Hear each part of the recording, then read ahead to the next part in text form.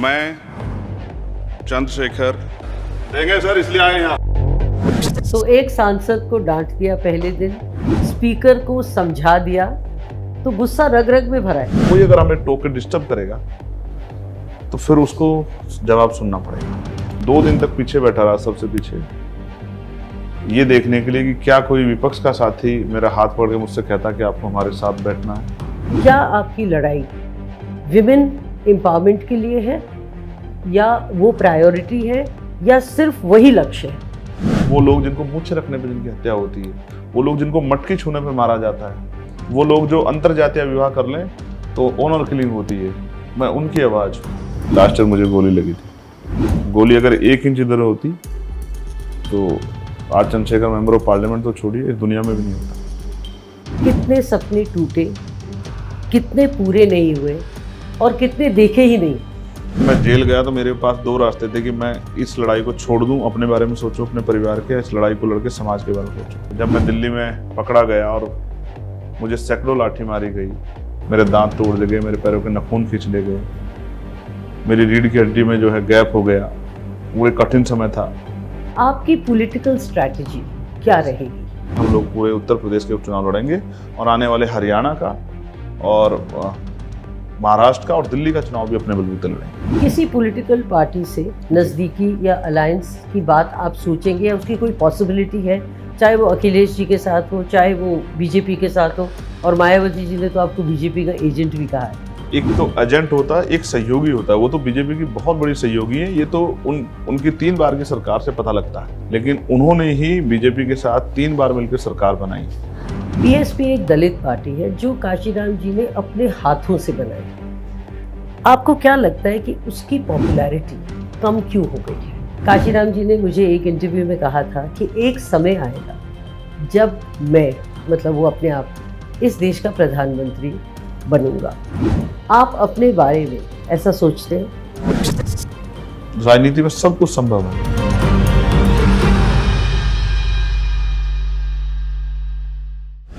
चंद्रशेखर आज़ाद भारी भरकम नाम, एक दबंग नेता, जिन्होंने पहले ही दिन एक सांसद से कहा, हम यहाँ बोलने के लिए ही तो आए हैं। Welcome to the show mister Chandrashekhar, and thank you for being here with us. धन्यवाद आपका बहुत बहुत। सबसे पहले शुरुआत करें आपके भारी भरकम नाम से, चंद्रशेखर आज़ाद रावण। कितना असली, कितना बोरोड, कितना आपका अपना, और कितना दूसरों का दिया हुआ? देखिए, मेरा नाम मेरे पिताजी ने रखा, और इस बात को 35 साल से ज़्यादा हो। मेरा नाम है चंद्रशेखर। 2007-8 में मैंने अपने नाम के साथ आज़ाद जोड़ा, और 2016-17 में मीडिया ने मेरे नाम के साथ रावण जोड़ा। तो मैं अपने आप को चंद्रशेखर आज़ाद कहता हूँ। आज़ाद इसलिए कहता हूँ क्योंकि बुलंद ख्याल है, आज़ाद ख्याल है। आज़ाद रहना चाहता हूँ, और मैं मानता हूँ कि आज़ादी आदमी की सबसे बड़ी ताकत है। अगर वो आज़ाद नहीं है तो फिर वो जीवित नहीं। तो मानसिक शारीरिक रूप से आज़ाद हूँ, इसलिए अपनी आज़ादी के साथ जीना चाहता हूँ। रावण कैसे आया और क्यों आया? मेरी मूंछों की वजह से शायद मीडिया के लोगों ने रावण रख दिया। फिर मैंने उनसे कहा कि भाई चंद्रशेखर आज़ाद ही कह दो तो बहुत अच्छा है, आज़ाद भी ना कहो चंद्रशेखर कह दो, और अगर चंद्रशेखर आज़ाद दोनों ना कह पाओ, बहुत भरकम लगता तो आज़ाद कह दो। लेकिन ठीक है, मैंने उनको मना किया, और अब वो उस बात को मानते हैं कि नहीं, हमें ऐसा नहीं करना चाहिए। संसद में जाना, पहली बार कदम रखना, शपथ लेना, कैसा लगा? क्या भावनाएं थी उस समय आपके मन में? How did you feel? What was the emotion? देखिए, मैं वहाँ अकेला गया था, और वहाँ सिटिंग प्लान है किसको कहाँ बैठना है। मैं जब गया तो मेरे मन में, क्योंकि फर्स्ट टाइमर हूँ मैं, तो मेरे मन में बहुत सारी ऐसी भावनाएं थी कि भाई मैं उस, जहाँ बहुत पुराने कोई 6 बार से, कोई 7 बार से, कोई 8 बार से, कोई 2 बार से, कोई 4 बार से, और देश के प्रधानमंत्री, नेता विपक्ष, और बहुत सारे सभी मंत्रालय मंत्री, राष्ट्रपति जी, तमाम लोग वहाँ आएंगे। तो ऐसे में हम नए लोग वहाँ किस तरह से एडजस्ट होंगे। लेकिन क्योंकि हम पढ़े लिखे लोग हैं तो समय के साथ हमने वहाँ जो है एडजस्टमेंट किया। शपथ ली, शपथ के साथ मन में एक शपथ वो थी कि लोकसभा सदस्य होने के नाते जो मैंने ली, और एक शपथ जो मेरे मन में चल रही, जो जुल्म जाती अन्याय अत्याचार मैं देख के खुद सह के आया हूँ।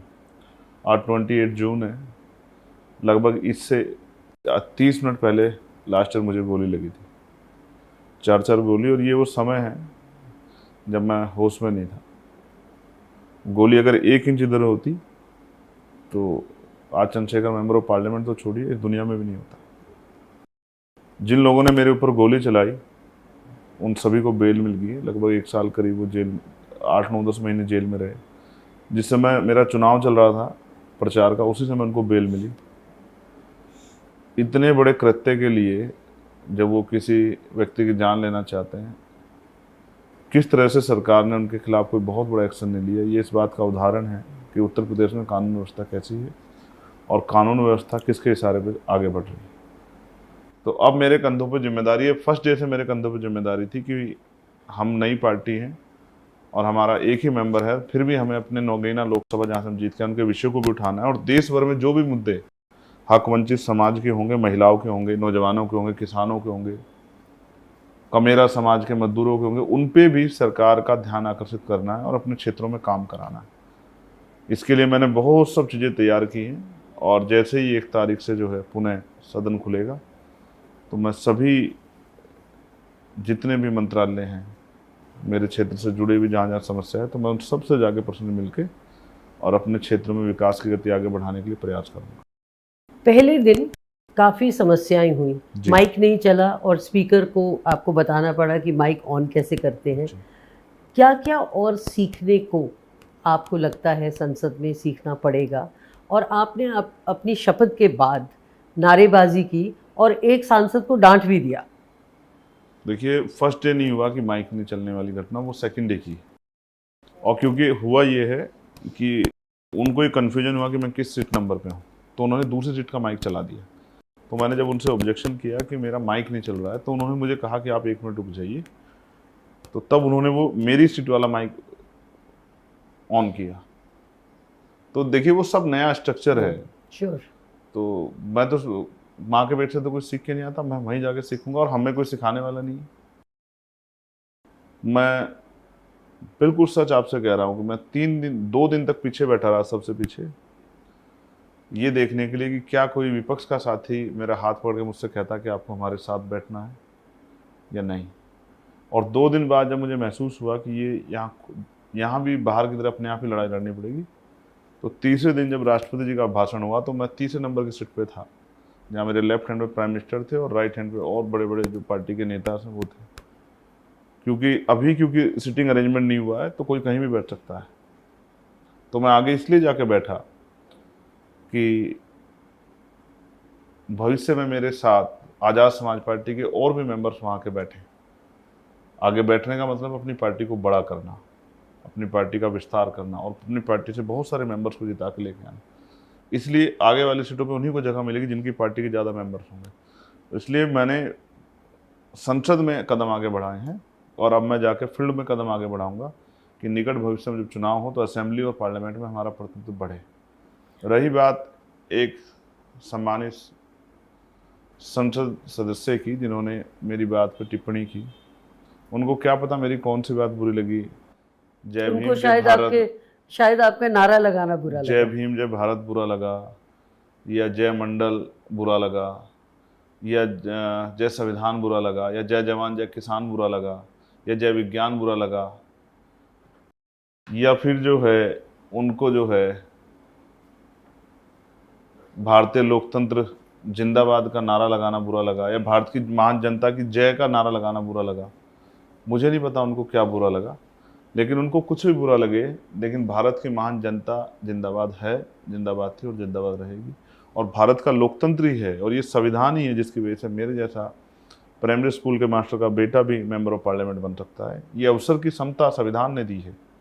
इसी कारण से जो है राजा महाराजाओं के पेट से जो है, रानियों के पेट से MP MLA पैदा नहीं हो रहे हैं, नेता विधायक पैदा नहीं हो रहे हैं, प्रधानमंत्री मुख्यमंत्री पैदा, ये जनता की वोट से हो रहे हैं। तो इसलिए उसका धन्यवाद करना मेरा नैतिक दायित्व है। और क्योंकि हम बाबा साहब अम्बेडकर को मानने वाले लोग हैं, फूले साहू को मानने वाले लोग हैं, तो हम नारा लगाएंगे। आप देखिए इतने मेंबर थे, लेकिन किसी ने भी आरक्षण के जनक छत्रपति साहू जी महाराज की जयंती की बधाई नहीं दी, ना प्राइम मिनिस्टर ने दी, ना किसी विपक्ष के नेता ने दी। क्यों? उनका इतना बड़ा योगदान है। उन्होंने जो लेगेसी स्टार्ट की, उसी की वजह से दलित और पिछड़े वर्ग के और आदिवासी वर्ग के लोगों के लिए नए रास्ते खुले, नए अवसर आए, आरक्षण की व्यवस्था हुई। तो सरकार ने और विपक्ष ने क्यों नकारा उनको, ये तो जवाब उनको देना चाहिए, लेकिन मैं नहीं नकार सकता हूँ। बहुजन महापुरुषों का सम्मान हो और उनकी बात को, उनके सपनों, उनके विचारों पर भी चर्चा हो, इसलिए हम वहाँ भी इस बात पर चर्चा करेंगे और वहाँ के बाहर भी जो है इस पर चर्चा करेंगे कि ये जरूरी है। तो शपथ में जितना वक्त नहीं लगा, उतना वक्त आपके नारों में लगा। तो ये क्या कारण था कि आपने मल्टीपल स्लोगन्स दिए और इतने सारे नारे दिए? इसलिए दिए क्योंकि ये सब नारे जनता से जुड़े हुए नारे हैं और महान पुरुषों से जुड़े हुए नारे हैं। आप देखिए, जय भीम जय भारत हमारी आइडेंटिटी है, भारत जिंदाबाद है, वो हमारा देश है। और मंडल कमीशन जब आया तो पिछड़े वर्ग के लोगों को, वो अलग है कि मंडल कमीशन की सारी सिफारिशें लागू नहीं हुई, लेकिन पिछड़े वर्ग के लोगों को सांस लेने का अवसर प्राप्त हुआ, आगे बढ़ने का अवसर प्राप्त हुआ। और जय जवान जय किसान, जिस देश के में हम बैठे हैं, वो सुरक्षित इसलिए कि जवान अपनी जिम्मेदारी निभा रहा है। वो अलग बात है कि अग्निवीर के जरिए सरकार ने उसकी हिम्मत को तोड़ा है, लेकिन किसान के बिना तो पेट रोटी नहीं आएगी, और पेट अगर भूखा रहेगा तो इंसान काम कैसे कर पाएगा। तो मैंने हर उस शख्स को धन्यवाद किया, भारतीय लोकतंत्र को धन्यवाद किया, भारत की मान जनता को धन्यवाद किया, और उस भारत के संविधान का धन्यवाद किया जिसकी वजह से आप महिला होकर जो है एंकर बनी है। और इस देश में इंदिरा गांधी जी से लेकर तमाम महिलाएं जो हैं, और आज द्रौपदी मुर्मू जी जो महामहिम है, वो भी राष्ट्रपति बनी है, ये संविधान की वजह से बनी। और हम हक वंचित समाज के लोगों को इस अवसर मिले हैं, ये भी संविधान की, तो उसका भी मन ना लगा। लेकिन माननीय सांसद को अच्छा नहीं लगा, तो उन्होंने मुझसे कहा कि सारा भाषण आज ही दोगे। तो मैंने उनसे कहा कि हम इसलिए तो आए हैं, सड़कों पे तो हम पिछले 10-12 साल से लड़ रहे हैं, लेकिन हम यहाँ इसलिए आए हैं कि अपनी बात को रखेंगे और आपको सुननी पड़ेगी। और जिन लोगों ने हमारे अधिकार छीने, मैंने ये भी कहा, उनको आदत डाल लेनी चाहिए कि अब उनको हमारे बात रोज सुननी पड़ेगी जब तक हमारे अधिकार हमारे लोगों तक नहीं पहुँचते। आपने कहा, मैं उनकी आवाज़ हूँ जिनको इंसान भी नहीं माना गया, मैं उनकी आवाज़ हूँ जिनको जानवर मानकर कुचला गया। इस सेंटिमेंट के बारे में बताइए, और ये जो भावना है या जो आपको प्रेरित करती है, उसके बारे में बताइए। देखिए, कहाँ शुरू हुई? आप नोटिस कीजिए कि मैं उनकी आवाज़ हूँ जिनको इंसान नहीं माना गया। इस देश में NCRB का डाटा कहता है कि हजारों महिलाओं के साथ रेप और हत्या होती है, जघन्य अपराध होते हैं, लेकिन वो मीडिया की सुर्खियों तक नहीं आते। वो तब आते हैं जब मेरे जैसा कोई आदमी जाके वहाँ एजिटेशन करता है, हजारों लोगों को जुटाता है, तब जाके मीडिया का ध्यान आकर्षित होता है। मेरा मानना ये है कि बहुत सारे लोग हैं जो सीवर में मर जाते हैं, लेकिन वो मीडिया की सुर्खियों का हिस्सा नहीं बन पाते। बहुत सारे ऐसे लोग हैं जो आज भी अपना जीवन चलाने के लिए मैला सर पे उठा रहे हैं। बहुत सारे ऐसी महिलाएं हैं जो घर चलाने के लिए, परिवार चलाने के लिए खेतों में काम करती है, जमींदारों के कोल्हुओं पे काम करती हैं, भट्टों पे काम करती हैं। जब कोई बिल्डिंग बनती है तो उसमें सर पे ईंटें उठाती हैं, बच्चा गोद में होता है, पसीने पसीने रहती हैं, 2 टाइम की रोटी मुश्किल से मिल जाए, और इनके बारे में कोई सोचना नहीं चाहता। तो इनको भी सम्मान का जीवन मिले। देश की करोड़ों महिलाओं ने आज तक हवाई जहाज को हाथ लगा के नहीं देखा होगा, देश की करोड़ों महिलाओं ने आज तक हेलीकॉप्टर में बैठ के नहीं देखा होगा, देश की करोड़ों महिलाओं ने आज तक AC वाली ट्रेन का उस डब्बे में सफ़र नहीं किया होगा जिसमें सामान्यतः लोग कर लेते हैं। यानी कि देश का बहुत बड़ा तबका भी हासिल है। वो लोग जिनके ऊपर पेशाब किया जाता है, वो लोग जिनको घोड़ी पे बैठने पर सामूहिक रूप से उनके पूरे समाज को बेइज्जत करने के लिए उनके बारात को रोक लिया जाता है, वो लोग जिनको मूछे रखने पर जिनकी हत्या होती है, वो लोग जिनको मटकी छूने पर मारा जाता है, वो लोग जो अंतरजातीय विवाह कर लें तो ऑनर किलिंग होती है, मैं उनकी आवाज़ हूँ। और उनको भी इज्जत सम्मान की ज़िंदगी मिले और अधिकार मिले। और आज़ादी के 70 साल बाद भी अगर उनको इंसान नहीं माना जा रहा है, उनके साथ इंसान जैसा व्यवहार नहीं हो रहा है, उनको इंसान जैसी सुविधा नहीं मिल रही है, तो मेरे जैसे व्यक्ति को इस पीड़ा को देश के सामने लाना पड़ेगा।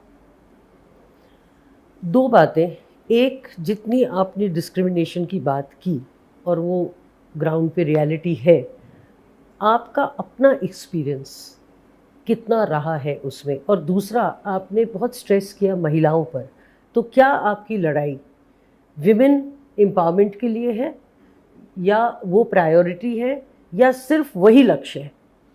देखिए, लक्ष्य तो बहुत बड़े हैं, लेकिन वुमेन एम्पावरमेंट बहुत इंपॉर्टेंट है, लेकिन ये कागजों में नहीं होना चाहिए, ना कि भाषणों में, ये ज़मीन पे भी होना चाहिए। और वुमेन सिर्फ शहर में नहीं रहती है, एक बहुत बड़ा तबका है जो गांव में रहता है, जिनके पास पहनने के लिए अच्छे कपड़े नहीं हैं, जिनके पास पहनने के लिए अच्छी चप्पल नहीं है, जिनके पास सजने संवरने के लिए साधन नहीं है, उनके भी कुछ सपने होंगे, तो उनको उनको भी प्रोटेक्शन की ज़रूरत होगी। जब यहाँ दिल्ली में निर्भया जैसे कांड होते हैं, तो गांव देहात में जो अपराध होते हैं उन पे किस तरह की का जो है कानून व्यवस्था रहती है, किस तरह की जो अधिकारियों का रवैया रहता है, किस तरह के जो है दबाव रहते हैं, इसको भी हमें समझना पड़ेगा। पर ये एक आपका वन ऑफ द प्रायोरिटीज रहेगा कि ये आपका फोकस एरिया? नहीं, ये फोकस है मेरा और ये प्रायोरिटी भी है। उसके साथ साथ अगर उनके पास पैसे नहीं होंगे तो उनके सपने कुचले जाते रहेंगे। वो पढ़ना चाहती हैं, वो आगे बढ़ना चाहती हैं, लेकिन उन तक सरकार पहुंच ही नहीं रही है। सरकार की जो योजनाएं हैं उनका लाभ उन तक नहीं पहुंच रहा है, क्योंकि बीच में जो ताकतवर लोग बैठे हैं वो जिसको चाहे उस तक सुविधा पहुंचा रहे हैं, चाहे वो पात्र है नहीं है। तो उनको चिन्हित करना पड़ेगा, उन तक जो है उनके अधिकार पहुंचाने पड़ेंगे। ये मेरी फर्स्ट प्रायोरिटी है, क्योंकि मैंने एक महिला के पेट से जन्म लिया है। मेरी माँ जो है उसने मुझे संस्कार के तौर पर सिखाया है कि किसी बेटी का अपमान नहीं होना चाहिए, किसी बच्ची का अपमान नहीं। अगर वास्तविकता में कुछ कर सकते हो, मेरा खून हो, तो अगर किसी को न्याय दिला सकते हो, किसी के आंसू पूछ सकते हो तो करो। और जब मैं गांव में जाता हूं, क्योंकि मैं इलेक्शन फाइट करके आया हूं, तो मैंने देखा है कि जब मैंने उनसे अपनी बात रखी तो उन्होंने अपने घर से ला के मुझे पैसे दिए चुनाव लड़ने के लिए। यानी कि उन्होंने मेरे ऊपर भरोसा किया, और वो भरोसा टूटना नहीं चाहिए। इसलिए चंद्रशेखर आज़ाद को इन विषय को प्रायोरिटी पे उठाना है। और जब तक नहीं होगा, क्योंकि हम डॉक्टर अम्बेडकर को मानते हैं, डॉक्टर अम्बेडकर ने कहा कि मैं किसी भी समाज की तरक्की उस समाज में रहने वाली महिलाओं की तरक्की से मापता हूँ। तो भारत की महिलाओं की कितनी तरक्की हुई है ये किससे छिपा हुआ नहीं है। इसलिए ये मेरी प्रायोरिटी है और मैं इसको हमेशा प्रायोरिटी रखूँगा जब तक इस पर कोई ठोस बुनियादी काम नहीं होते। क्या महिलाएं सेफ हैं? बस में, ट्रेन में, प्लेन में, सड़क पे क्या महिलाएं सेफ हैं? तो जो आपके अपनी पर्सनल एक्सपीरियंसेस रहे हैं डिस्क्रिमिनेशन के बड़े होते वो समय, बहुत ख़राब हैं। वो प्राइमरी स्कूल से लेकर शुरू हो जाते हैं हमारी लाइफ में। जब कोई टीचर हमसे ये कह देता है, जिसको हम गुरु मानते हैं, जिसका दर्जा पिता से बड़ा होता है, वो आपको कह देता है कि आप आरक्षण वाले हो, आप वजीफ़ा लेने आए हो, आप गेहूँ लेने आए हो। जब वो इस तरह से हमारा मनोबल तोड़ता है, जब वो क्लास में जो है हमें जाति के आधार पे जाति सूचक शब्द कहता है, अपमानित करता है, उन्हीं बच्चों के साथ जिनके साथ बैठ के हमें पढ़ना है, वो जिसके भरोसे हमारा जीवन है, और वही डिस्क्रिमिनेशन करने लग जाए, वो डिस्क्रिमिनेशन जो आपको गली में, सड़क पे दिखाई दे, इंस्टीट्यूट में दिखाई दे, वो डिस्क्रिमिनेशन जो आपको यूनिवर्सिटियों में दिखाई दे, और जो मैंने खुद सहा, जाति के आधार पे जो उत्पीड़न मैंने खुद सहा, जिसके खिलाफ मैंने बगावत की, तो ये कोई ऐसा वाक्या या कोई ऐसा इंसिडेंट जिसने एक बहुत गहरी चोट लगाई हो, and something which is left a mark which changed your personality, और आपके व्यक्तित्व को बिल्कुल बदल दिया हो, और आप जहां आज आप लड़ाई लड़ रहे हैं वो एक कारण बना हो? देखिए, मेरे फादर बहुत रिस्पेक्टेड आदमी थे, वो गवर्नमेंट टीचर थे, लेकिन जब वो बीमार हुए और मैं उनको लेके दिल्ली एम्स आया, तो 3 दिन तक मैं उनको स्ट्रेचर की व्यवस्था नहीं करा पाया। उस दिन मुझे समझ आया कि पैसा और पावर क्या होती है। अगर उस दिन मेरे पास पैसा, पावर या मेरे पॉलिटिकल रिलेशन होते तो शायद मैं अपने पिताजी की ज़िंदगी को बचा पाता। वो जो ट्रम्प्स है मेरे पिता का और मेरे बीच जो संवाद हुआ है, और उन्होंने अपने साथ जो हुआ वो जो मुझे बताया, हमने जो सहा वो एक अलग बात है, लेकिन जो मेरे पिता ने मुझे बताया, जिस तरह से वो जब स्कूल में पढ़ाने गए तो गांव के लोगों ने उनको एक गिलास दे दिया कि आपको इससे, जब उन्होंने चाय पी ली तो उनको कहा कि गिलास आप उठा के रख लेना, क्योंकि अब आगे से चाय आपको इसी में पीनी है। वो जो उन्होंने काबिलियत होने के बाद भी जाति के आधार पे अधिकारियों से सुना, उस बात ने मेरे जीवन में बहुत असर डाला। और क्योंकि भारत का हेल्थ सिस्टम बहुत बेकार है और बहुत करप्शन है इसमें, जिसकी वजह से मैं अपने पिता को नहीं बचा पाया और मेरे पिता ने मेरे हाथों में दम तोड़ दिया। 11 जनवरी 2013 जिस दिन मैंने संकल्प लिया कि मैं कोशिश ये करूँगा कि भविष्य में किसी के साथ ऐसा जुल्म ना हो, ऐसी तकलीफ ना हो, कोई अपने को ना खो दे, इसके लिए जो है मेरे जैसे लोगों को संघर्ष करना चाहिए। वो मेरे लिए एक बहुत बड़ा टर्निंग पॉइंट था मेरी लाइफ में। कास्ट डिस्क्रिमिनेशन तो बचपन से लेके और ग्रेजुएट होने तक सैकड़ों बार हमने सहा होगा, लेकिन क्योंकि पिता आपके हीरो होते हैं, गुरु होते हैं, उनके जो जीवन का जो अनुभव था वो मेरे लिए बहुत कड़वा था। मैं अपना सर्टिफिकेट बनवाने के लिए दफ्तर में गया और कई घंटे खड़े रहने के बाद भी अधिकारियों ने, सर्टिफिकेट बनाना तो बहुत दूर की बात है, मुझे सुनना भी पसंद नहीं किया।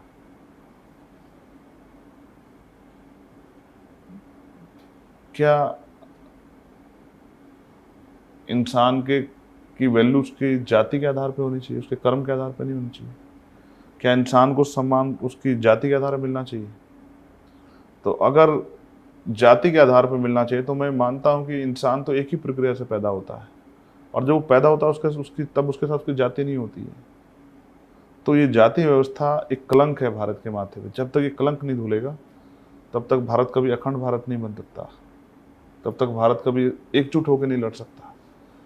तो मैं जाति व्यवस्था के खिलाफ हूँ और मैं चाहता हूँ किसी और को चंद्रशेखर की तरह ये जुल्म ना सहना पड़े कास्ट के आधार पे या व्यवस्था के आधार पे।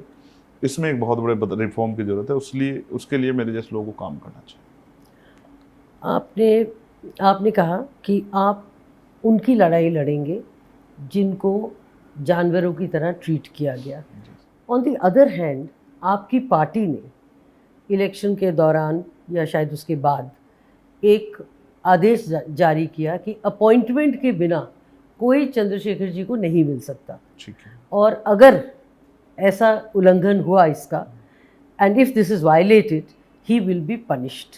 अब ये दोनों तालमेल नहीं हो रहा है इन दोनों चीज़ों क्यों? का। आपके दफ्तर में कोई बिना जानकारी के आ जाएगा तो क्या आप उसे समय दे पाएंगी? मैं तो पॉलिटिशियन नहीं हूँ और ना ही मैं एमपी हूँ। बात ये नहीं है, बात अनुशासन की और बात इस बात की है, ये मीडिया को पढ़ना चाहिए थोड़ा सा कि एक स्टेट के स्टेट होल्डर्स ने उसको डिक्लेयर किया है कि हम अपने स्टेट के लोगों से अपील कर रहे हैं, ना कि पूरे देश के संगठन के लोगों ने। और उसका कारण है, किसी भी चीज़ के पीछे कोई ना कोई इंसिडेंट होता है। हुआ ये है कि मैं 4 दिन के लिए नगीना गया और वापस आया। तो जब मैं वापस आया तो किसी ने यूनिट से कह दिया कि मैं सुबह 10 बजे आ जाऊंगा और मेरी उनकी कोई बात नहीं हुई। मैं शाम के टाइम 5 बजे आया तो वो बेचारे पूरा दिन खर्च करके, पैसे खर्च करके यहाँ सैकड़ों की संख्या में घूम रहे हैं। जिसके गेट के बाहर जाते हैं वो इनको वहाँ से हटने के लिए कह देता है। लू चल रही है, पसीने पसीने हो रहे हैं, पता नहीं किसने कुछ खाया पिया भी या नहीं खाया पिया है। सिस्टम किस लिए है? सिस्टम है आपकी चीज़ों को आसान करने के लिए और आपका समय और साधन बचाने के लिए और आपको सुविधा देने के लिए। दूसरे दिन भी ऐसा ही हुआ कि 100 लोग राजस्थान के और 100 लोग बिहार के आगे बिना जानकारी के। मैं पार्लियामेंट सेशन में था, वो बेचारे 5 बजे उनको वापस लौटना है, उनकी ट्रेन है। 4:30 बजे मैं आया हूँ और वो बेचारे गेट के बाहर खड़े हो कह रहे हैं सर जल्दी से मिल लीजिए, हमें जाना है। तो मैंने पूछा कि आप लोग आए कहाँ से? तो राजस्थान से। और दूसरी टीम से पूछा महिलाएं भी थी, आप कहाँ? बिहार से। तो मैंने कहा आप क्यों आए? कि बस सिर्फ आपसे मिलना था। तो मैंने कहा जब आप आए तो किससे एक बार जानकारी हासिल कर लेते, मैं किस समय आऊँगा। भाई आप अंदर नहीं आ सकते हो और मैं फ्री नहीं हूँ, तो आपको परेशानी, उनकी परेशानियों को समझते हुए सिर्फ यूपी के जो लोग हैं, वो मेरी नेक्स्ट डे जानकारी में आया। जब यूपी के स्टेट के जो हमारे प्रेसिडेंट हैं उन्होंने जारी कर दिया, नेक्स्ट डे मेरी जानकारी में आया कि कोई ऐसा लेटर जारी हुआ है। तो ये मेरा लेटर नहीं है, ये स्टेट का लेटर है। और वो अपनी पार्टी को, अपने कार्यकर्ता, आम जनता के लिए लेटर नहीं है, वो कार्यकर्ता पदाधिकारियों के लेटर है। क्योंकि अगर कार्यकर्ता पदाधिकारी अनुशासित नहीं होगा तो मूवमेंट नहीं चल सकती है। और ये तो पूरा आंदोलन अनुशासन पे है। तो इसलिए इससे किसी को तकलीफ नहीं चाहिए। जब हमारे कार्यकर्ता पदाधिकारी को तकलीफ नहीं है तो मीडिया को तकलीफ नहीं होनी चाहिए। आम जनता के लिए तो हम 24 घंटे अवेलेबल हैं। अभी भी देखिए जितने लोग मेरे गेट के बाहर हैं उतने के लिए तो सारे एमपी के गेट के बाहर नहीं होंगे, क्योंकि देश भर में हमारा संगठन है। तो मैं तो एक एक आदमी से मिलता हूं और मैं तो फिर अपने क्षेत्र में लौटने वाला हूं। लेकिन मीडिया ने, क्योंकि मीडिया को शायद हमारी सफलता नहीं पची, तो इस तरह से उसको ट्रीट किया कि जैसे हमने कोई तुगलकी फरमान जारी कर दिया हो। मैं आपसे जानना चाहता हूँ, अगर किसी को मेरी जानकारी नहीं है मैं कहाँ हूँ, तो मुझसे कैसे मिल पाएगा? और अगर वो जानकारी हासिल करके आ जाएगा तो उसका समय बचेगा, उसकी जो है उसको सुविधा मिलेगी और वो बैठ के अपनी बात कह पाएगा, तो इसमें क्या बुराई है? देखिए, जो गरीब आदमी होता है ठीक है, और जिसकी समस्या होती है, जी। वो ना सिस्टम को मानता है और ये ना उसके लिए उसको समय है, तो वो सिर्फ अपने प्रतिनिधि के पास जाता है, because he wants to be heard. ठीक है। तो इसलिए ये अपॉइंटमेंट, और ये मैं उसको क्रिटिसाइज नहीं कर रही, मैं आपसे पूछ रही हूँ, तो आपको नहीं लगता कि ये रेड टेप है ज़्यादा? आप गरीबों का अपमान कर रही हैं बात कह के। गरीब जो होता है वो अनुशासित नहीं होता है और वो नियम को नहीं मानता है। आप अमीरों के फेवर में खड़ी लगती हैं मुझको, ये बात ठीक नहीं है आपकी। गरीब अनुशासित क्यों नहीं होता है? गरीब अनुशासित वो तो राशन भी लाइन में लग के लेता है। और वो आप ये कह रही हैं कि मेरी क्षेत्र का जो गरीब आदमी वो यहाँ से यहाँ तक आ सकता है बेचारा पैसे खर्च करके, जबकि मैंने उससे मिलने की और उसकी समस्या समाधान की व्यवस्था वहीं की है, लोकसभा क्षेत्र में। नहीं, आप उसको अलग तरह से कहने का प्रयास कर रही हैं, जो कि सही नहीं है। और गरीब नियम मानता है, गरीब नियम नहीं मानता तो अमीरों के दरवाजे उखाड़ लेता जब उसके पेट में भूख लगी थी। आपको याद है कोरोना काल में वो जब यहाँ सड़कों पे घूम रहा था अपने बच्चों को लेके, वो वही गरीब था जिसकी आप बात कर रही हैं। उन्हीं का नेता हूं मैं, जिनको कुचला गया, जो सड़क पे मरे, जो ट्रेन की पटरियों के नीचे आके मरे, जो भूख से मरे, जो प्यास से मरे, जो बीमारियों से मरे, जो अस्पतालों के बाहर पड़ रहे थे, मैं उन्हीं का नेता हूं। अमीरों के पास बहुत नेता हैं, गरीबों के पास एक ही नेता है, कमजोरों के पास एक ही नेता चंचेगा, जो ईमान दर्शन की आवाज उठा सकता है। तो ये कह के आप गरीबों का अपमान ना करें। गरीब बहुत समझदार है और वो, क्योंकि मैं उनके बीच के निकल गया, वो मेरी पीड़ा को समझता है। उनको मैंने सिर्फ, और ये इसलिए है कि इस मकान में 4-6 लोग से ज़्यादा लोग नहीं बैठ सकते हैं, तो किसी के वो बाहर खड़े रहे वो भी अच्छा नहीं है। तो उनसे यही एक रिक्वेस्ट की यूपी के लोगों ने, सिर्फ यूपी के लोगों ने, क्योंकि यूपी दिल्ली से बिल्कुल जुड़ा हुआ है भाई। मेरठ के लोगों को आने में आधा घंटा लगेगा, गाजियाबाद के लोगों को आने में 20 मिनट लगेंगे, गौतम बुद्ध नगर के लोगों को आने में 25 मिनट लगेंगे, हापुड़ के लोगों को आने में 30 मिनट लगेंगे। तो उनसे रिक्वेस्ट की, जब तक हाउस ना मिल जाए, उनको रहने की जगह ना मिल जाए, जहां आप आराम से जाकर बैठ सको, जहां आपको चाय पानी मिल सके, आपको परेशानी ना हो, कोई आपको धुतकार ना दे, कोई आपको अपशब्द ना कहे, कोई आपको हटाए ना, जब तक उनके पास आवाज़ तब तक आप रुक जाओ। और वो हमारे वर्कर हैं, वो हमारे लीडर हैं, वो हमारी बात मानते हैं। उसके लिए मीडिया को परेशान नहीं होना चाहिए। मगर तो आप ये कह तो रहे क्या हैं, मोदी जी के लोग मोदी जी से प्यार नहीं करते हैं? आपकी शानदार जीत, वन मैन शो, पर ना बीजेपी ना इंडिया अलायंस से किसी ने आपका हाथ पकड़ा, और जैसे आपने खुद ही कहा पीछे बैठे रहे, कोई आप तक आया नहीं, और ना ही किसी ने आपको बधाई दी। तो आपकी स्ट्रैटेजी अब इस बैकड्रॉप के अगेंस्ट क्या रहेगी? देखिए, पहली बात तो मैं वन मैन शो नहीं, बहुत बड़ा संगठन है हमारा, और हमारे भीम आर्मी आज़ाद समाज पार्टी में बहुत लीडर हैं, हर कम्युनिटी का लीडर, जिन्होंने बहुत मेहनत की। और वो महान जनता देश भर के बहुजन चिंतक और हमारे संत गुरु महापुरुष उलेमा और हमारे मौलाना मुफ्ती, जिन लोगों ने अपनी जेब से एक पैसा जुटा के मुझे चुनाव लड़ा, क्योंकि चुनाव बहुत महंगे, गरीब नहीं लड़ सकता है। दूसरी बात, वहां की जनता ने मेरा हाथ पकड़ा। जब इन लोगों ने मेरा हाथ छोड़ दिया तो वहां की महान जनता ने मेरा हाथ पकड़ा और मेरे सर पे भी हाथ रखा, मुझे बेटा माना, मुझे आशीर्वाद दिया। तो जहां भी मैं उनके आशीर्वाद की ताकत से इस लड़ाई को भी जीत लूंगा, जैसे मैं पिछली लड़ाई जीत के आया हूं। और पार्लियामेंट में तालियों की या मेज थपथपाने की जरूरत उनको ज़्यादा पड़ेगी जिनके पैरों में दम नहीं होगा, या जिनके दिल में आग नहीं होगी, या जिनके विचारों में संघर्ष का जज्बा नहीं होगा। चंद्रशेखर आज़ाद के पास सब कुछ है, एक वैचारिक लेगेसी है बहुत बड़ी, एक लंबे समय का संघर्ष का अनुभव है। अब तक हम सड़कों पे इतनी जोर से चिल्लाते थे, अब सदन में चिल्लाएंगे कि हमारी बातों को सुना जाए। इसका एक उदाहरण मैं आपको, परसों स्पीकर साहब ने कहा कि भाई अब समय नहीं है, लेकिन हमने ये कहा कि अगर फर्स्ट डे से आप हमारे साथ ऐसा करो तो ये नहीं चलेगा, आप हमें बोलने का मौका दीजिए, आप कम समय दीजिए, अलग बात है, लेकिन हम अपने, जिन लोगों ने हमें चुन के भेजा, हम भी हवा से नहीं आए, किसी की दया पे नहीं आए, हम भी लाखों वोटों से जीत के आए, 1.5 लाख से ज़्यादा वोट से, इतनी वोट से प्राइम मिनिस्टर जीते, इतनी वोट से चंद्रशेखर जीते हैं। तो मैं इतनी वोट से जीत के आया, मेरे कंधों पर जिम्मेदारी। मैं अगर आप अध्यक्ष बने, अगर हम नहीं आपको बधाई देंगे और अपनी बात नहीं रखेंगे आपसे, तो फिर कैसे चलेगा? तो हम लोगों के बोलने की वजह से 8-7 लोगों को बोलने का मौका मिला। तो एक सांसद को डांट दिया पहले दिन, स्पीकर को समझा दिया, तो गुस्सा रग रग में भरा है? नहीं, गुस्सा नहीं है। मैं तो हिंसा का बहुत पूर्ण रूप से कंडम करता हूँ। मैं किसी तरह गुस्से का वो नहीं हूँ, और मैं अपनी बात को बस जिम्मेदारी से रखना चाहता हूँ। और मेरी ये आवाज़ ऐसी है, और मेरी एज के साथ वो किसी को गुस्सा लग जाए तो मैं क्या करूँ। मेरा तो प्रेम भी लोगों को गुस्सा लगता है। जैसे आपको मेरे कार्यकर्ताओं के प्रति जो मेरा प्रेम था कि उनको परेशानी ना हो, वो आप मीडिया के लोगों को गुस्सा लग गया मेरा, वो मेरा मतलब फरमान, तुगलकी फरमान लग गया हमारी पार्टी का। तो ऐसा ना देखने का नजरिया है। कोई अगर हमें वहाँ, हम किसी को नहीं टोक रहे, हम संसदीय मर्यादा का पालन करें, लेकिन कोई अगर हमें टोक के डिस्टर्ब करेगा तो फिर उसको जवाब सुनना पड़ेगा। आपकी पॉलिटिकल स्ट्रैटेजी क्या रहेगी? और देखिए- बहुत लोग इसको जानना चाह रहे हैं, इनफैक्ट बहुत पॉलिटिकल पार्टीज जानना चाह रही हैं।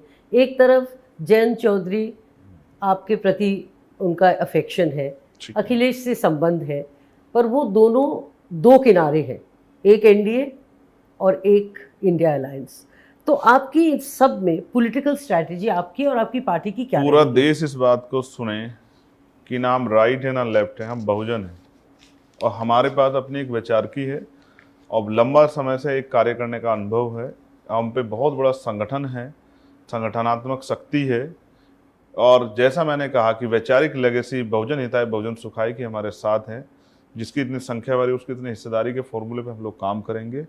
गांव से लेके, गांव के सरपंच से लेके और सांसद तक का चुनाव हमारी पार्टी लड़ेगी, और उसके लिए हमने जमीनी स्तर पर अपनी तैयारी संगठन के जरिए शुरू कर दी है।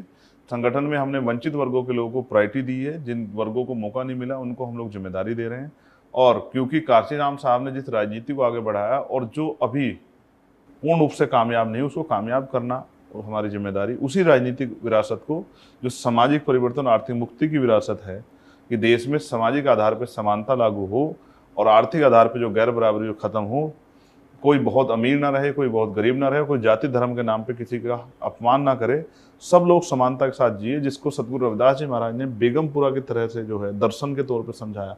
ऐसा चाहूँ राज में जहाँ मिले सबन्नु अन्न, और छोटे बड़े सब सम बसे, रविदास रहे प्रसन्न। की ऐसा राज व्यवस्था ऐसी होनी चाहिए कि जिसमें कोई छोटा बड़ा ना हो, कोई अमीर गरीब ना हो, कोई भेदभाव ना हो, किसी बहन बेटी का अपमान ना हो, कोई ऊंच नीच ना हो, किसी की हत्या ना हो, किसी का बलात्कार ना हो, किसी को सताया ना जाए, सबको खाने के लिए अन्न की, सबको तन ढकने के लिए कपड़े की, सबको पीने के लिए पानी की, और सर ढकने के लिए छत की व्यवस्था हो। एक समानता का राज हो। बेगमपुरा दर्शन, यानी कि बेगम का मतलब बिना गम का राज, यानी किसी की जिंदगी में कोई गम ना हो, ऐसी राज व्यवस्था होनी चाहिए। ये हमारी वैचारिकी है और दर्शन है, इसी को हम लोग कामयाब करना चाहते हैं। ये तब होगा जब संविधान पूर्ण रूप से लागू होगा, ये और तब लागू तब होगा जब हमारी पॉलिटिकल पावर और मजबूत होगी।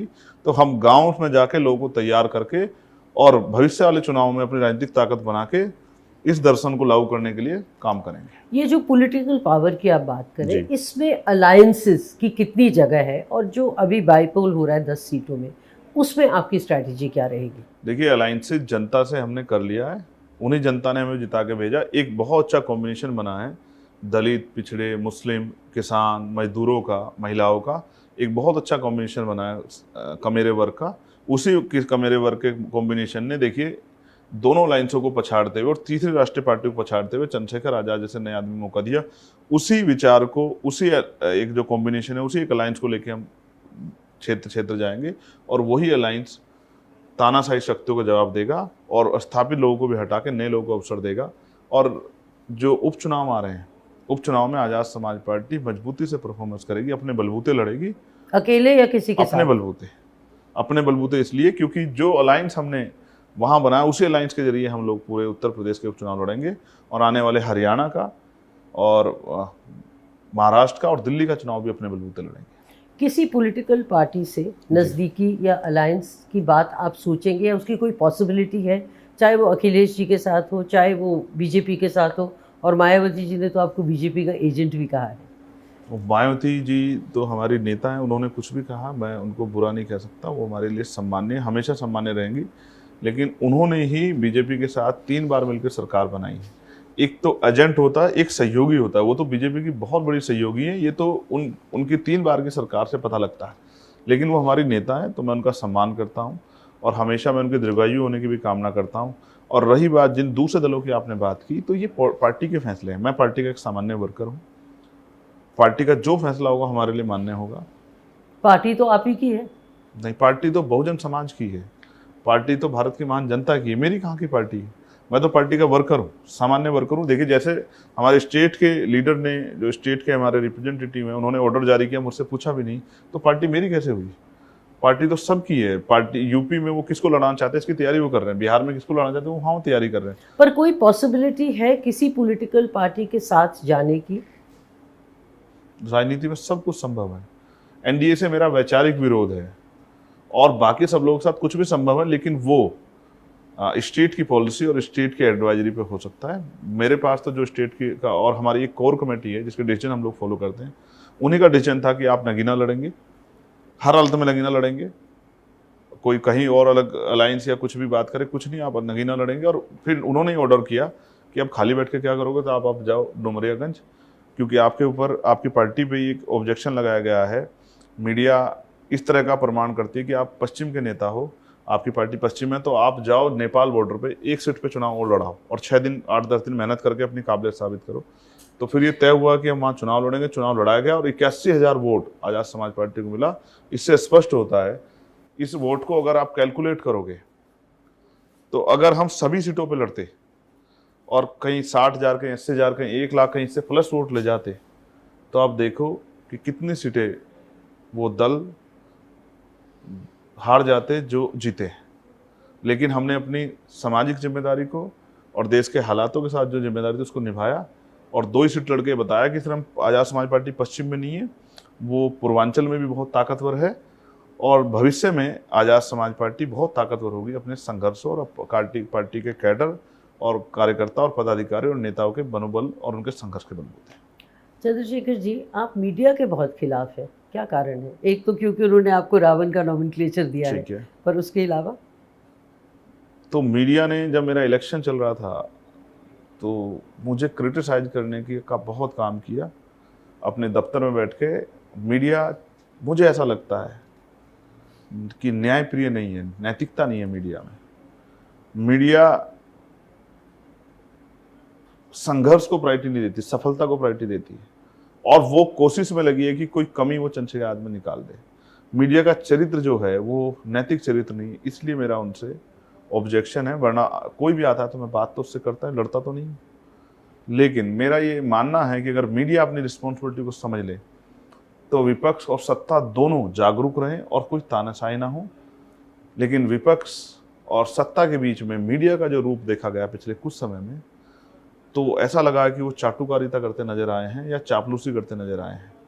इसलिए जिन लोगों ने अपना जो है नैतिक चरित्र कमजोर कर दिया है, उनको इसलिए बार बार टोकता हूं कि वो अपने नैतिक चरित्र को जिंदा रखें, क्योंकि हम ये मानते हैं कि मीडिया लोकतंत्र का चौथा स्तंभ है और चौथा स्तंभ अगर किसी एक साइड में झुक जाएगा, राइट या लेफ्ट में, तो वो फिर न्यायप्रिय बात नहीं होगी, उससे जनता का बड़ा नुकसान होगा और स्पेशली नुकसान होगा मेरे जैसे संघर्ष करने वाले लोगों का। मिशन 78 के बारे में और एक नोट एक वोट का स्लोगन, उसके बारे में बताइए। और ये कुछ काशीराम जी के तरह, जब मैंने उनके साथ गांव-गांव में जा कर के आता तो वो एक डिब्बा लेकर उसमें मुझे अब याद नहीं है 1 आना या 4 आना, सब लोग वहाँ पे डालते थे और वैसे उन्होंने अपना शुरू किया। देखिए, मिशन 78 हमारे कर्मचारियों का एक यूनिट है। काशीराम साहब ने बामसेब बनाई, बामसेब के जरिए उन्होंने कर्मचारियों को तैयार किया, क्योंकि वो कॉर्पोरेट सेक्टर से पैसा नहीं लेते थे।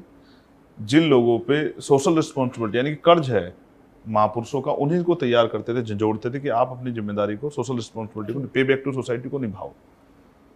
तो हमने मिशन 78 बना के कर्मचारियों को तैयार किया कि भाई उनकी समस्याओं पर हम लोग बोलेंगे, लेकिन वो भी समाज को जागरूक करने में मदद कराए, क्योंकि समाज उनमें बहुत भरोसा करता है। और एक वोट एक नोट के फॉर्मूले पे हमने चुनाव लड़ा। हम अपना केतली का चुनाव निशान लेके जाते थे तो जनता से अपील करते थे कि अगर आप चाहते हैं कि हम आपके लिए संघर्ष करें और आप हमें मौका देना चाहते हैं तो वोट के साथ नोट भी दें। तो बहुत बड़े पैमाने पे देश भर से पैसा इकट्ठा हुआ और थोड़ा थोड़ा गरीबों का पैसा वहाँ पहुँचा। उसके जरिए हमने बड़ी बड़ी पार्टी, स्थापित पार्टियों, करोड़ों करोड़ रुपए खर्च करने वाली पार्टियों का मुकाबला किया। तो ये काशीराम साहब की आप स्ट्रेटजी दी आपने, मैंने कहा हम काशीराम साहब के चेले हैं, काशीराम साहब के शिष्य हैं और उन्हीं के आंदोलन को, सामाजिक परिवर्तन, आर्थिक मुक्ति के आंदोलन को आगे बढ़ाने के लिए संघर्ष कर रहे हैं। तो उन्हीं के जो रास्ते हैं उन्हीं पे चल रहे हैं। So this is a leaf out of his book कि वो जब डिब्बा लेकर गांव-गांव में जाते थे और जैसे मैंने कहा मुझे अब याद नहीं है 1 आना या 4 आना हर इंसान डालता था। 10 रुपए उन्होंने लास्ट टाइम किया। लास्ट में जब हमने कवर किया था तब इलाहाबाद जब इलेक्शन उन्होंने लड़ा चवन्नी। तो राजा मांडा के खिलाफ। तो असल बात ये है कि काशीराम साहब की थ्योरी थी कि जो सहारा देगा वो इशारा भी देगा। अगर आप जनता से सहारा लोगे तो आपको उनके काम करने में कोई परेशानी नहीं होगी और उन्हीं के इशारे पे आप काम करोगे। लेकिन अगर किसी कॉर्पोरेट से पैसा लोगे तो फिर उनके इशारे पे काम करना पड़ेगा, तो कहीं ना कहीं उन लोगों की आवाज़ दब जाएगी जिन लोगों के लिए आपको यहाँ भेजा है। तो इसलिए उन्हीं की थ्योरी पे हम लोग काम कर रहे हैं, उन्हीं के आंदोलन को आगे बढ़ा रहे हैं। और क्योंकि अभी उनका आंदोलन कामयाब नहीं हुआ, तो अभी बाबा साहब के सपने पूरे नहीं हुए, अभी काशीराम साहब का आंदोलन पूरा नहीं हुआ, उनके सपने पूरे, तो उनकी संतान होने के नाते, उनके जो है अनुयायी होने के नाते, उनके चेले होने के नाते हमारी जिम्मेदारी है कि उनके अधूरे सपनों को पूरा करें। काशीराम जी ने मुझे एक इंटरव्यू में कहा था कि एक समय आएगा जब मैं, मतलब वो अपने आप, इस देश का प्रधानमंत्री बनूंगा। आप अपने बारे में ऐसा सोचते हैं? मुझे इस बात का बहुत दुख है कि मैं उस समय छोटा था, मैं उनकी बहुत मदद नहीं कर पाया, लेकिन मेरे पिताजी ने बामसेब के जरिए उनकी मदद की, उनके साथ खड़े रहे। और मैं आपको विश्वास दिलाता हूँ कि मैं प्राइम मिनिस्टर बनने का सपना नहीं देखता, लेकिन आज़ाद समाज पार्टी के जरिए जो उनका सपना था कि देश में हक वंचित समाज, बहुजन समाज का व्यक्ति प्राइम मिनिस्टर बने, जो महापुरुषों फूले, साहू, पेरियार, अंबेडकर की विचारधारा को, अर्जक की विचारधारा को मानने वाला हो, जो वास्तविकता में इन वर्गों को अपलिफ्ट करने के लिए काम करने की सोच रखता हो, जिसके मन में दर्द हो, उस तरह की विचारधारा का आदमी आज़ाद समाज पार्टी के जरिए प्राइम मिनिस्टर जरूर बनेगा। इसके लिए हम लोग संघर्ष करेंगे। बीएसपी एक दलित पार्टी है जो काशीराम जी ने अपने हाथों से बनाई। आपको क्या लगता है कि उसकी पॉपुलैरिटी कम क्यों हो गई है? देखिए, बीएसपी इसी मीडिया के इसी चरित्र से मुझे गुस्सा है कि वो आज तक बीजेपी को ब्राह्मण बनिए ठाकुरों की पार्टी नहीं कह पाई, जबकि उनके जो सारे, आप वो देखो, जिस तरह इकोनॉमिक वीकर सेक्शन पे उन्होंने 10% आर्थिक आधार पर आरक्षण जो है लागू कर दिया 3 दिन के अंदर, ऐसा कोई कानून पारित नहीं हुआ होगा, तब भी आप उनको ब्राह्मण बनिए ठाकुरों की पार्टी नहीं कह पाई। लेकिन जिस पार्टी ने 50 से ज्यादा एमपी स्वर्ण जाति के बनाए, सैकड़ों ज्यादा एमएलए स्वर्ण जाति के बनाए, उनको आपने दलितों की पार्टी घोषित कर दिया। आने वाले समय में आप आजाद समाज पार्टी को भी दलितों की पार्टी घोषित कर दो। मैंने ये नहीं कहा, मैंने कहा उनकी उस पार्टी की पॉपुलैरिटी कम नहीं, क्यों आप हुई अपना है? सवाल पढ़ लीजिए, आपने यही कहा कि बीएसपी दलितों की पार्टी है। नहीं, मैंने कहा बीएसपी एक पार्टी है हाँ। जिसको काशीराम जी ने अपने हाथों से गठित किया, और वो मैं पार्टी, मैं अगर इसमें समय ना खर्च करना चाहता तो अभी आपकी रिकॉर्डिंग आपको सुनाता और आपका सवाल भी चलिए मैं आपने इसको किया। दोबारा पूछ लेती हूँ। आपको पूछने की जरूरत नहीं है, मैं आपको अपना जवाब देता हूँ। मुझे ऐसा लगता है उन्होंने जितना संघर्ष करना था और जो समाज को देना था उन्होंने दिया है। अब समाज को अपेक्षाएं उनसे कम हो गई है और वो उस तरह से काम भी नहीं कर पा रही, इसलिए समाज का मनोबल गिरा है और आज़ाद समाज पार्टी के जरिए समाज का मनोबल बढ़ा है। समय समय पे ये एक वैचारिकी है, ये एक लेगेसी जिसको चलाया गया है, जिसको बाबा साहब अम्बेडकर ने चलाया, पहले बुद्ध ने चलाया, फिर रैदास जी ने, कबीरदास ने चलाया, फिर नानक जी ने चलाया, फिर उनके बाद तमाम संत गुरु महापुरुष हुए, उन्होंने चलाया, फिर उसके बाद बाबा साहब अम्बेडकर, ज्योतिबा फूले, साहू जी महाराज ने चलाया, महाराणा राम सुब्बर्मा जी ने चलाया, बाबू जगदेव प्रसाद और कपूरी ठाकुर जी ने चलाया, फिर मान्यवर दीना भाना वाल्मीकि और मान्यवर काशीराम साहब, फिर बहन जी ने चलाया। और अब एक समय के साथ आज़ाद समाज पार्टी ने उसको टेक ओवर कर लिया है कि अभी उसमें बहुत तेजी से काम करने की जरूरत है। इसलिए उधर से लोगों का मनोबल गिरा है क्योंकि वो डाउन जा रहे हैं और आज़ाद समाज पार्टी ग्रो कर रही है, इसलिए आज़ाद समाज पार्टी के प्रति लोगों के अंदर विश्वास बढ़ा है। मैंने ये इंटरव्यू आपके व्यक्तिगत प्रश्न से शुरू किया था, so I will also end on that. आपके फैमिली के बारे में बहुत कम जाना गया है, आपके इयर्स ऑफ ग्रोइंग अप के बारे में लोग बहुत कम जानते हैं। हमें थोड़ा सा बताइए, because people want to know who is the man behind this successful fighter, who is the man behind this politician. देखिए, इतने जख्म मैंने सहे हैं जिंदगी में। जिस उम्र में आदमी घड़ी पहनता है, क्रिकेट खेलता है, उस उम्र में मैंने लाठियाँ खाई हैं और हथकड़ी पहनी है। जिस उम्र में आदमी पार्टी करके आके, डिस्को से आके, बार से आके आराम से गद्दे में पड़ के सोता 11 बजे, उस समय मैंने 16-16 महीने फरस पे काल कोठरी में काटे। बहुत सारे लोग हैं। सबसे पहले तो हमारी भीम आर्मी की यूनिट के लोग, हमारे लीडर्स, हमारी कमेटी के लोग जिन्होंने बहुत मेहनत की है मेरे साथ। फिर आज़ाद समाज पार्टी जो लोग जुड़े हैं, और पर्सनली अगर मेरे तौर पे कहेंगे तो मेरा परिवार और मेरे बहुत सारे ऐसे मित्र हैं जिन्होंने मुझे बहुत कुछ सिखाया है। अपने परिवार के बारे में बताइए। अपने फादर की बात आपने की। जी, मदर- मेरी माँ हाउसवाइफ है, और मेरे आज भी याद है कि जब मैं स्कूल से आता था तो वो कभी घर पे नहीं होती थी, वो खेत में होती थी 2 किलोमीटर दूर, और मैं अपना बैग रख के खेत पे जाता था और उनकी घास की गठरी सर पे उठा के लाता, कभी लकड़ी, कि मेरी माँ को ज़्यादा परेशानी ना हो। लेकिन वो क्योंकि उसको वो बहुत जो है उनकी चिंता थी, तो वो मेरे लिए, वो अपने लिए एक छोटी गठरी बना लेती थी कि जिससे कि और जो है चारा चला जाए। और मेरी माँ ने दूध बेच बेच के पशुओं का हमें पाल के बड़ा किया। 6 भाई बहन हैं हम लोग, 3 बड़ी बहनें, 2, एक मुझसे बड़े भाई, एक मुझसे छोटे भाई। उन सबको मेरे पिता और मेरी माँ ने बराबर प्यार देके आगे बढ़ाने की कोशिश की। मेरे परिवार का बहुत ही योगदान है, लेकिन कुछ लोग ऐसे हैं जिनको कोई नहीं जानता, और मैं कोशिश करूंगा समय आने पर उनको दुनिया जाने, जिन लोगों ने मुझे समय समय पर सिखाया है। बहुत सारे ऐसे पुराने बहुजन मिशनरी हैं, बहुत सारे संत गुरु हैं, महापुरुष हैं, बहुत सारे ऐसे जिम्मेदार धार्मिक इंस्टीट्यूशन से जुड़े हुए अलग अलग धर्मों के जो हैं लोग हैं, जो चाहते हैं कि मानवता की बात करने वाला कोई स्वतंत्र आवाज हो। और बहुत सारे ऐसे मेरे मित्र हैं जिनसे मैं लंबे समय, जिनसे मेरी मित्रता रही, और उन्होंने कुछ ना कुछ मुझे सिखाया। और आज मैं यहाँ बैठा हूँ तो ये इसके पीछे बहुत लोगों की मेहनत है। Finally those years of growing up, कुछ यादें कड़वी मीठी, कुछ सपने अच्छे बुरे। एक वो समय था जब मैं जेल गया फर्स्ट टाइम, निर्दोष होते हुए। कितनी उम्र थी आपकी? ये 2017 का इशू है।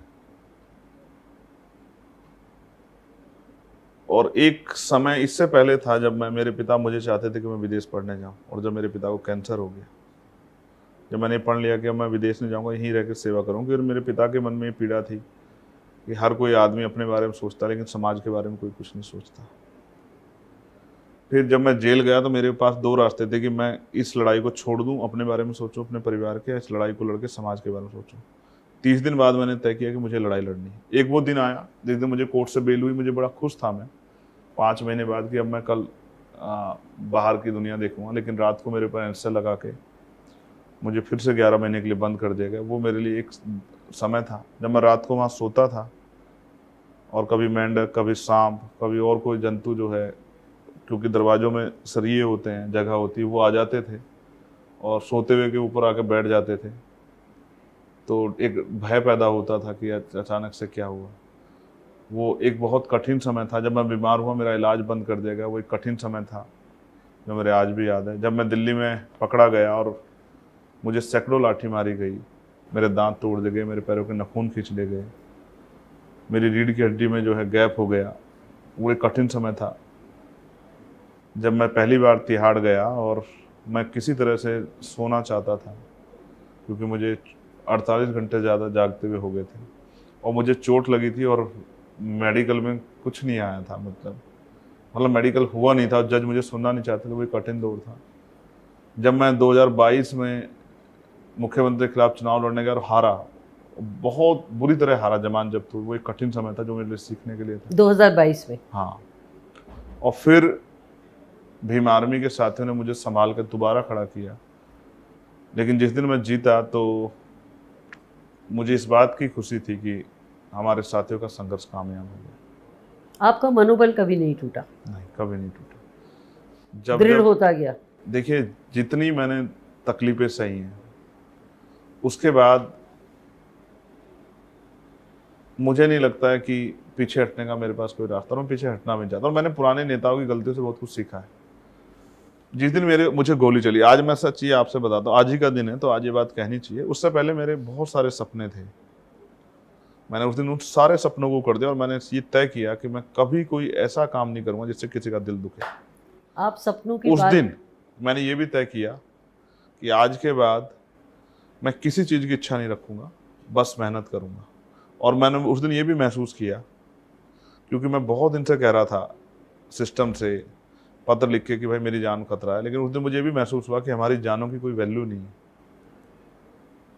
मैं अभी भी दिल्ली में हूँ, मैंने होम मिनिस्टर को भी और सभी लोगों को लिखा है कि यहाँ दिल्ली में हम पे सुरक्षा व्यवस्था उस तरह की नहीं है और बहुत सारे लोग मिलने आते हैं, कोई नुकसान हो सकता है। तो जब मेरे जैसे व्यक्ति को यहाँ नहीं सुना जा रहा है, तो आप समझिए कि गांव में जिनकी हत्याएं हो रही हैं, जिनको मार के लटकाया जा रहा है और उनको सुसाइड करार दे दिया जा रहा है, उनकी कौन सुनता होगा। मैं उनकी आवाज़ हूँ, तो बहुत बड़ी जिम्मेदारियों के साथ यहाँ बैठा हूँ, तो रुक नहीं सकता हूँ। तो वो जो गोली लगी थी, 1 साल हो गया। 1 साल में मैं अब रात को 3-4 बजे सोता हूँ, और मैं अपने पूरे चुनाव में, आपको जान के आप विश्वास नहीं करेंगी, मैं 1 या 1.5 घंटे मुश्किल सोता था। बस मेरे मन में ये था कि करके दिखाना है। अगर मैं नहीं कर पाया तो जो लाखों लोग एक्टिविस्ट काम कर रहे हैं, तो फिर वो कभी अपने पैरों पे खड़े होने की हिम्मत नहीं जुटा पाएंगे, वो सेवा नहीं कर पाएंगे कि जनता उनका साथ नहीं देती। आपने सपनों की बात की, तो मेरा आखिरी प्रश्न उसी पे है, कितने सपने टूटे, कितने पूरे नहीं हुए और कितने देखे ही नहीं? देखिए, अब मैं खुली आंखों से सपने देखता हूँ, उनको पूरा करने के लिए पूरी ताकत लगाने के लिए तैयार हूँ। तो सपने बहुत सारे देखे, सपने हमारे महापुरुषों के हैं, और उनको पूरा करना, उन्हीं के सपने अब मेरे सपने हैं, उन्हीं को पूरा करना, और देश के हक वंचित समाज को भी इज्जत सम्मान की ज़िंदगी मिले और अधिकार मिले, और जुल्म जाति होना बंद हो, जाति और धर्म के नाम पे हिंसाएं बंद हो, कमज़ोर वर्गों को सताया जाना बंद हो, और देश मिलजुल के आगे बढ़े। उन्हीं सपनों को पूरा करने के लिए, मानवता के राज के लिए मैं संघर्ष कर रहा हूँ। Mr. Chandrasekhar Azad, thank you very much. Thank you for your time and thank you for this very emotional interview. मैं आपका धन्यवाद करता हूं, क्योंकि आपने मुझे बताया कि आप माननीय काशीराम साहब का भी इंटरव्यू कर चुकी हैं। मैं अकबर होटल में मैं आपको जय भीम भी करता हूं। ये हमारी नमस्कार है, जिस तरह से आप नमस्कार मानते हैं, क्योंकि वो हमारे रहबर हैं और उन्होंने जो जीवन जिया है, शायद वो जीवन को जी नहीं सकता। हमारे लिए संत भी हैं। मैं समझता हूँ उनके जैसा आदमी दोबारा पैदा नहीं हो सकता। तो मैं कोशिश करता हूँ, इतने आरोप, इतने आलोचना सह के भी मैं कभी नहीं रुका। लेकिन अगर सच में मेरे लोग एक बार मेरा साथ देंगे, कमज़ोर वर्ग के लोग, तो मैं विश्वास दिलाता हूँ, क्योंकि मुझे अपनी जान की परवाह नहीं है, मुझे बहुत सुख सुविधा नहीं चाहिए, मुझे बहुत मेरे व्यक्तिगत सपने नहीं है अब, तो मैं उन्हीं के लिए जी रहा हूँ। अगर वो मेरा साथ देंगे तो मैं उस रिफॉर्म को करने के लिए यहाँ हूँ जिसकी ज़रूरत है। और मैं बिलीव मी, वो मेरा एक बार भरोसा करें, अगर उनकी गरीबी, गुलामी, बेबसी की बेड़ियाँ मैंने नहीं काटी तो मेरा नाम चंद्रशेखर आज़ाद है। और ये तभी कटेंगे जब वो मुझे पॉलिटिकल पावर देंगे, आज़ाद समाज पार्टी को ताकत देके अपनी पार्टी मान के आज़ाद समाज पार्टी वोट करेंगे और मेरे साथ खड़े होंगे। फिर कोई गुंडा उनकी तरफ आंख नहीं उठा पाएगा, कोई किसी गरीब बच्ची का शोषण नहीं कर पाएगा। अभी हरिद्वार में 4 दिन पहले एक बच्ची का सामूहिक रेप हुआ है, 14 साल की बच्ची है। किसी सामंती की इतनी हिम्मत नहीं होगी किसी गरीब की को नोच ले या उसको परेशान कर दे, क्योंकि political power is the master की, और ये आपकी सारी समस्या हल कर देगी। On that note, let me wish you all the best in your mission. Thank you. आप बढ़िए। मेरा पुनः आपको जय भीम। Thank you. Thanks.